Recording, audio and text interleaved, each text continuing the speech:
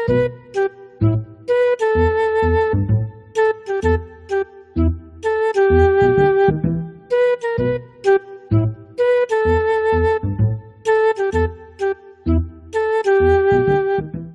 ভাইপো নন্টু, এই থুরি থুরি নান্টু অনেক আসছি। আরে কথাবার্তা ঠিক করে কও, মন মেজাজ এমনিতেই খারাপ। কেন ভাইপো কি হয়েছে? কও যদি মানুষ বেশি কষ্ট কখনই ভাই কখনো পাই বাবার দ্বারা ঠেঙ্গানি খালি অথবা ব্রেকআপ হয়ে গেলি। আরে কাকা মোটামুটি যে গুটি দিয়ে খাবার খাওনি কোনোদিন না। তা নাই বুঝলাম, তা ব্যাগ বক্স নিয়ে কনে যাচ্ছি? আরে কাকা তোমাকে মধ্যে আর থাকবো না, ঢাকায় চলে যাচ্ছে। তা ভাইপো ঢাকায় কি মশা কম নাই? কাকা তুমি কিন্তু ইজ্জতে গা দিচ্ছ। ভাইপো তো ঢাকায় যাই করবি নাকি আর খাবি নাকি? তোর কাছে মনে তো টাকা পয়সা তো নেই। ছোটবেলার স্বপ্ন কপিলে তো হবো, নায়ক হবো, কপিলাই করবো। বেটা তা তুই অভিনয় আগে পরে করছস? বুঝছি না তা, ছোটবেলায় কত মাথায় ব্যথা, পেটে ব্যথা, শুয়ে থাকতাম, স্কুল যেতাম না। শোন ভাই, বহু সমস্ত না, আমি একসময় কত নাটক করেছি, অভিনয় করেছি, আমার কাছ থেকে শেখ আগে, তাহলে ওনে দেয় রোটেশন দিয়া লাগবে না। কি করবো কাকা, তুমি শিখাও আমারে? আরে ভাই তো শেয়া লাগবে না, যাই ডাইরেক্টর যায় কবি আমি পানি কাকা ছাড়তে তোর দেশ কেন কত আদর যত্ন করে।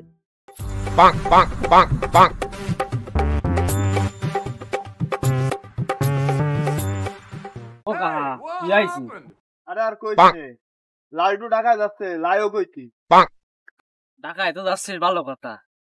তুই নায়ক হবি নাকি? কেন পানু কাকার কথা বললে আমার আলাদা ছাড় দেবে নি?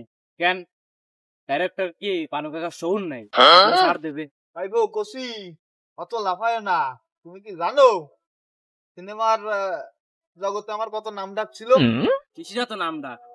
তুমি কি অভিনেতাকে গাত পাঠিয়ে দিতে নাকি চুরি করে করতে? এ কষি পাঠা, তুমি কাকার সাথে ঠিকঠাক করে কথা কও। এ বোধাই কেন তোর কাকা কি হয়ে পড়েছে? মি কষি ইউ তুই জানিস নে এক সময় আমি সিনেমা জগতে গুরুত্বপূর্ণ অ্যাক্টিং করতাম। এই শুনি তুমি জীবনে কি কি অভিনয় করিছো, কি কি সিনেমা করিছো? বাইগান। আমি তো আবার কঠিন কঠিন পাঠ ছাড়া তো করতাম না। ওই যেমন ধর বুবা মানুষ, খুড়া মানুষ, মরা মানুষ। ওরে আমার কঠিন পাঠ। কঠিন না তো কি, যেমন মানুষ অভিনয় করে, মানে মরা মানুষ যদি বেশি সুখ হয়ে ওঠে তাহলে ওটা মানুষজন আসে না, ওটা অভিনয় না। ধর নায়িকা পড়ে যাচ্ছে, নায়কের ধরার কথা না, সেখানে তাই খুড়া মানুষ ধরে বসতেছে, তাহলে কিরাম একটা হয়ে যায় না? তাহলে পাঠ কঠিন না। কাকা তাহলে তোমার দুই একটা সিনেমার নাম করে দাও দিও রে। দেখ কদিন তাহলে কি অভিনয় করিস, আজকে বাড়ি যাই দেখবানি কিরাম কঠিন অভিনয়।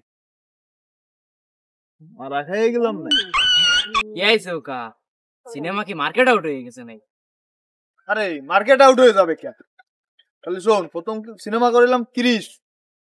হ্যাঁ ক্রিস মুভি তো প্রায় 2-250 বার দেখেছি, তোমার তো কোনো জায়গায় দেখলাম। খালি বাপ কত ভালো অভিনয় করি আমি, 200-250 বার দেখার পরেও আমারে দেখতে পারিস নি। এইবার বুঝেছি তুমি মনে হয় ক্রিসের জলের বোতল বয়ে বেড়াচ্ছে, এই জন্য তোমার দেখতে পারিনি। আরে পাগলু, ক্রিস সিনেমার নায়কের নামটা জানি কি ছিল, কি জানি ছিল, কি ছিল, কি জানি ছিল, ঋত্বিক রোশন। হ্যাঁ হ্যাঁ হ্যাঁ, ওই ঋত্বিক রোশন। ঋত্বিক রোশন না, ঋত্বিক রোশন। ওই তো ওই ঋত্বিক রোশন কয়ে কয়ে আমরা খেপাতাম, আমাকে ছোট ভাই না। যাই হোক, ওই অর্ধেক শুটিং এর পরে লোশনের পাতলা ভাই কেন হইলো, ডিরেক্টর আবার আমারে যায় জোর করে দেয় শুটিং করালে অর্ধেক। নাটক খাবাও ক্লিয়ার দেখা গেছে ঋত্বিক রোশনটা লাফালাফি ব্যক্তি। আরে শোন, সুইজারল্যান্ডের ওই মেকআপ ম্যান নিয়ে আইলাম, 70 প্রকারের কালার করে রং করে, তাই আমার ঋত্বিক রোশন বানাইলো। একটা সবর গল্প বল আর একটা লোক বললাম। শোন তোরা কথা ক, আমার বাড়ি কাজ আছে।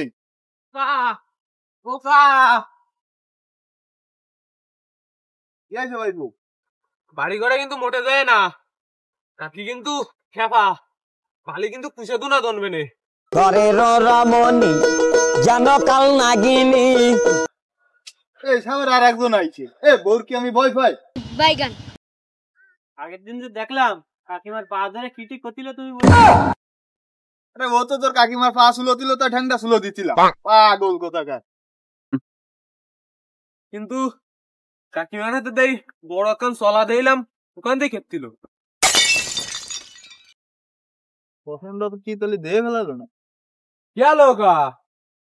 না, তোর কাকিমার মাথায় ব্যথা, তাই ওই সলা দিয়ে দেখাই দিচ্ছিল অনেক অনেক সুলতি হবে তাই। বাড়ি যাওয়া হতিলে বউর পাও না, যাও বাড়ি যাও।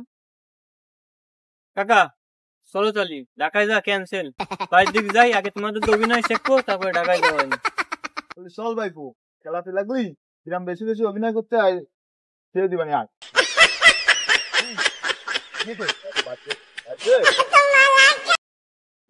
যাও, আজকে তোমার কপালে সুখ শান্তি সব বর করবে নে। যাবি নাই মেলাদিন ঠেঙানি দেই নে